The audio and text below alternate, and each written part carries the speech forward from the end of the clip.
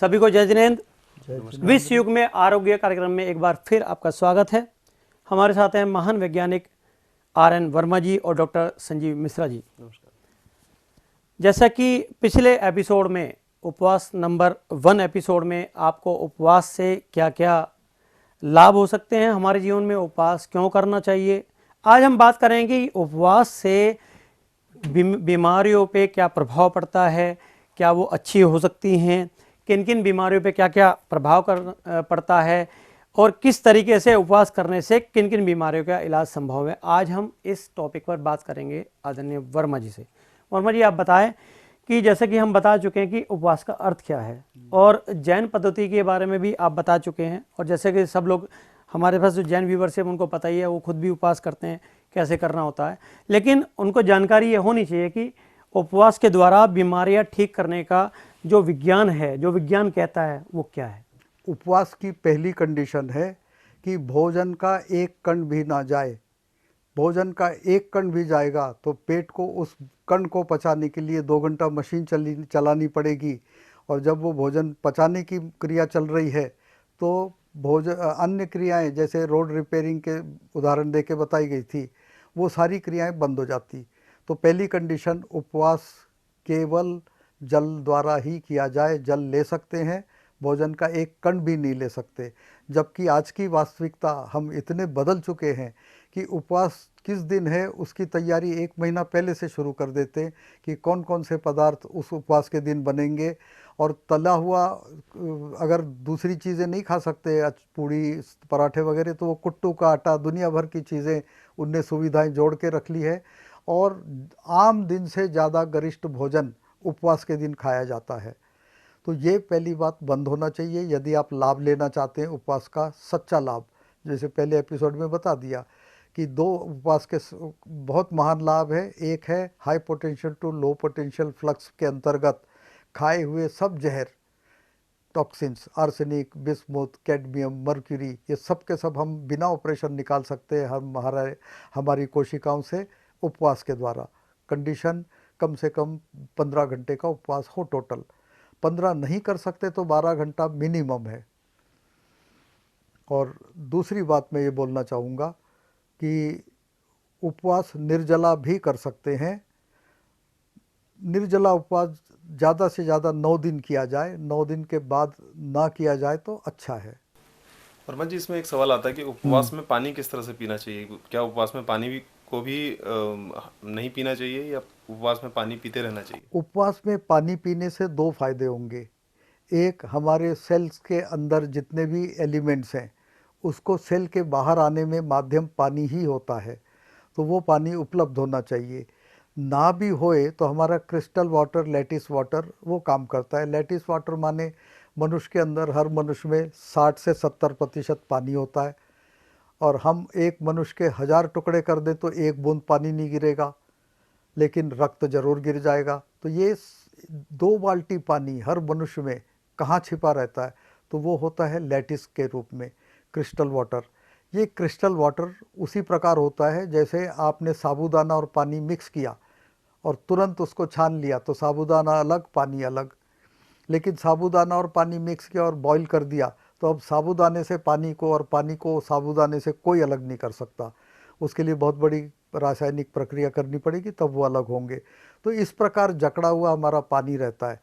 वो पानी का इस्तेमाल भी शरीर करता है, पर उतने परसेंटेज में नहीं जितने परसेंटेज से उपवास में पिए गए जल द्वारा होगा। तो उपवास जल के साथ किया गया ज़्यादा प्रभावकारी होगा। वर्मा जी, एक और सवाल आता है कि मनुष्य बिना भोजन के कितने दिन तक रह सकता है। अगर हम उपवास करें तो कितना लंबा उपवास कर सकते हैं जिससे कि मनुष्य अपने आप को स्वस्थ कर सके, और कितना लंबा है जो बिना भोजन के मनुष्य जीवित रह सकता है। अगर हम देखें शास्त्र को, धर्म को, तो नवरात्रि 9 दिन, ये 9 कुछ आंकड़ा है, तो 9 दिन तक उपवास बिना जल के भी रह सकते हैं, मरेगा, मृत्यु नहीं होगी।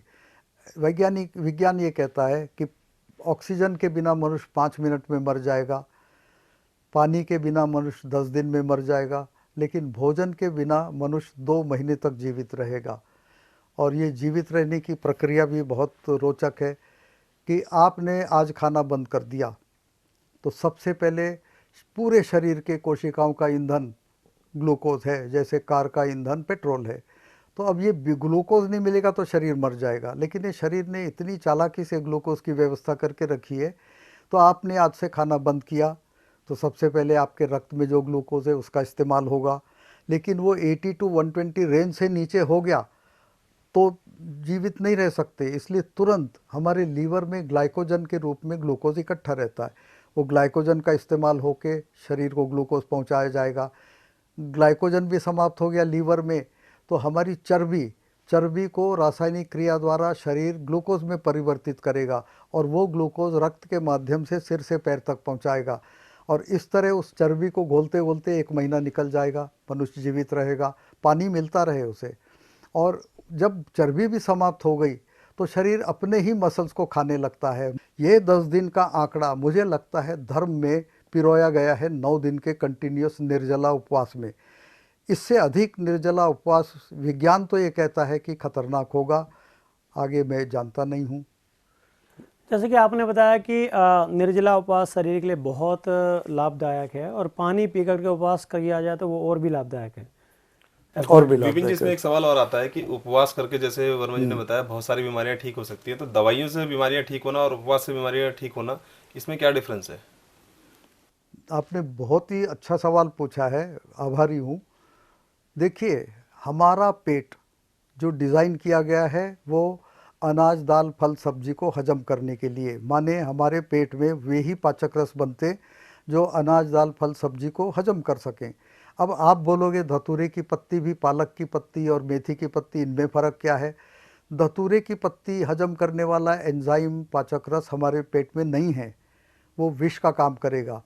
लेकिन पालक मेथी पचाने के लिए एंजाइम है, इसलिए वो हमारे उपयोग का है। तो इसी प्रकार कोई भी दवा हो, चाहे किसी भी पैथी की हो, जब हमारे पेट में जाती है तो उसे पचाने के लिए कोई भी रस हमारे पेट में नहीं है, हमारे शरीर में ही नहीं है। अब ये दवाओं का फिर भविष्य क्या होगा? तो ये पेट से तो निकल जाएंगी, पेट उनको धक्का मार के निकाल देगा। ये जब रक्त में पहुँचेंगी तो रक्त बजाय इसके कि मेन सर्कुलेशन में आ जाए, और ये जहर मेन सर्कुलेशन में आए तो 2 घंटे में मृत्यु हो सकती। तो शरीर की रचना ऐसी है कि भोजन के साथ आए हुए विष को पहले लीवर में ले जाया जाता है रक्त के माध्यम से, और लीवर उनमें से जहर बीन बीन के toxins, elemental toxin, protein toxin बीन बीन के अलग करता है और शुद्ध रक्त किडनी की ओर भेजता है। किडनी बचे हुए विष को निकालती है और जब लगभग शुद्ध हो जाता है तो ही वो मेन सर्कुलेशन में आता है, माने हार्ट में आता है और उससे पूरे शरीर में जाता है। यहाँ ये बात सोचने समझने की है कि अगर आप रोज़ रोज़ विष खाओगे, रोज़ रोज़ ऐसे प्रोटीन विष है, एलिमेंटल विष है, रोज़ रोज़ खाओगे और वो लीवर की साफ़ करने की क्षमता से बाहर हो जाएगा तो सबसे पहले लीवर खराब होगा। लीवर के बाद किडनी की क्षमता से बाहर हो जाएगा तो किडनी खराब होगी, और यही तमाशा मचा हुआ है। दर्शकों को इस विषय में जानकारी दे दूं कि वर्मा जी की लिखी एक किताब विश्व युग में आरोग्य, ये इसी तरह से कई बीमारियों से लड़ने के लिए और कई बीमारियों से अपने आप को ठीक करने के लिए कई सुझाव और कई उपाय उसमें दिए गए हैं, जो जल्द ही उपलब्ध होगी। स्क्रीन पे चल रहे संपर्क सूत्रों से आप कांटेक्ट करके इस किताब को खरीद सकते हैं या इस किताब के बारे में जानकारी प्राप्त कर सकते हैं। जैसे कि इस एपिसोड में वर्मा जी के माध्यम से हमने जाना कि उपवास के द्वारा हम कैसे अपने रोगों को ठीक कर सकते हैं, शरीर की बीमारियों से निजात पा सकते हैं। ये जाना जो कि आपके जैन कॉन्सेप्ट में, हमारे जैन कॉन्सेप्ट में सब कुछ क्लियर है। तो ये सभी के लिए उपवास एक बहुत ज़रूरी प्रक्रिया है हमारे शरीर की रक्षा के लिए। हम अगले एपिसोड में बात करेंगे उन महत्वपूर्ण बीमारियों की, एक ऐसा खुलासा करेंगे वर्मा जी हमारे साथ में एक एक एपिसोड के माध्यम से। कैंसर, लीवर और आपका हृदय रोग, किडनी, बहुत जो बड़ी बड़ी बीमारियां हैं, एक ऐसा खुलासा करेंगे। उन एपिसोड को आप देखना ना भूलें, इंतजार करिए अगले एपिसोड का। तब तक के लिए जय जिनेंद्र, नमस्कार। इस कार्यक्रम के प्रायोजक हैं सदालन फैब्रिक मुंबई एवं Swarnashree gold and diamonds Vijayawada.